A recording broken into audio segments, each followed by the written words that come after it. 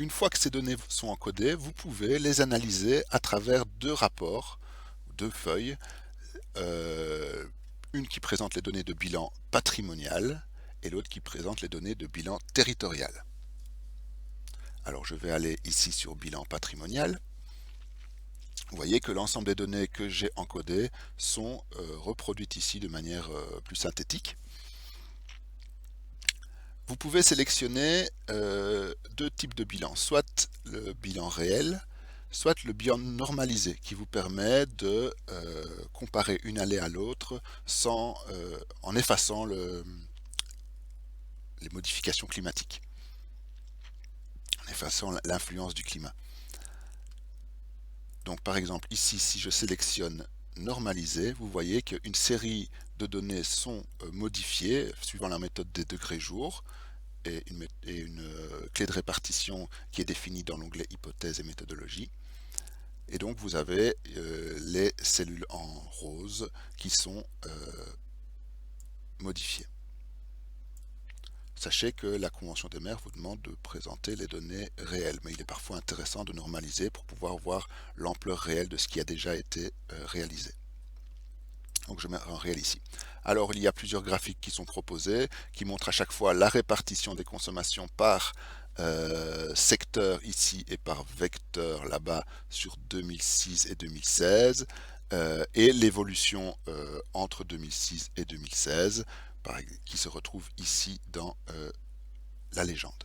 Vous voyez que cette commune a réduit sa consommation patrimoniale de 5% en 2016, et ce qui a engendré une réduction des émissions de 7%. Ça, c'était pour les données patrimoniales. Maintenant, je peux avoir accès aux mêmes données au niveau territorial.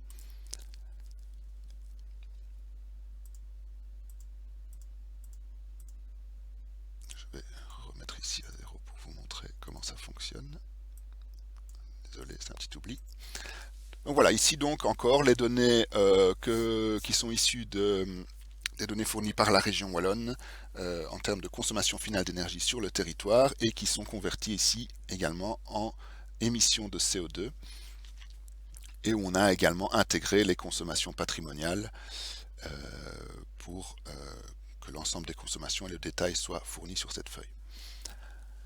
Alors encore une fois, vous pouvez travailler en réel ou en normalisé. Sachez que si vous le modifiez ici, ça va également le modifier dans la feuille précédente, la feuille bilan patrimonial, et inversement.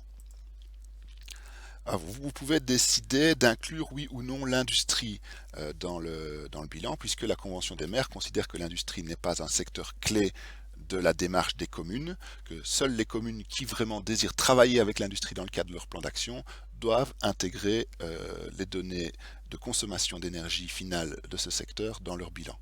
Par exemple, ici, je vais estimer que la commune n'a pas l'intention de travailler avec le secteur industriel et donc retire les données de consommation de ce secteur de son bilan. Et voilà, on voit l'impact que ça a eu, ça les a effacés. De manière assez similaire, vous pouvez, une commune qui est traversée par une autoroute pourrait considérer que seule une partie du trafic de cette autoroute est imputable aux activités du territoire communal. On a des exemples de communes qui ont fait le choix de dire que seulement X%, suivant une méthode qu'elles ont définie, sachant qu'il n'y a pas de méthode que nous proposons ici, elles ont défini une méthode qui leur permet de dire que seulement autant de pourcents du trafic autoroutier sur leur territoire est imputable aux activités du territoire. Et donc, par exemple, je vais mettre 10% ici. Et vous voyez que ça impacte ici la consommation principalement de produits pétroliers. Donc voilà, on a les consommations, on a les émissions, on a la production d'énergie renouvelable sur le territoire et un petit module de calcul du facteur d'émission locale d'électricité qui utilise la méthode préconisée par la Convention des maires telle que définie dans les hypothèses et méthodologies de cet outil.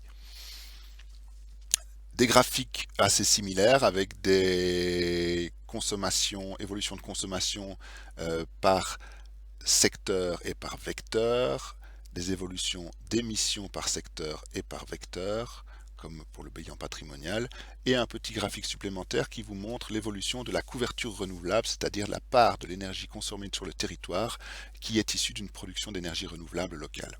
On voit sur cette commune qu'on est passé de 2% en 2006 à 7% en 2016.